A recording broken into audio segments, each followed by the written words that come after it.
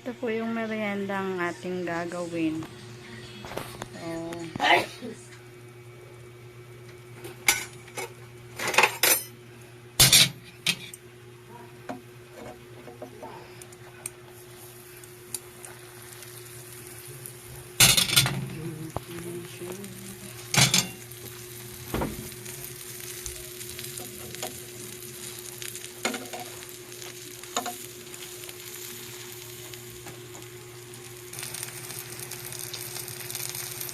ito yung ating ilalagay sa tinapay.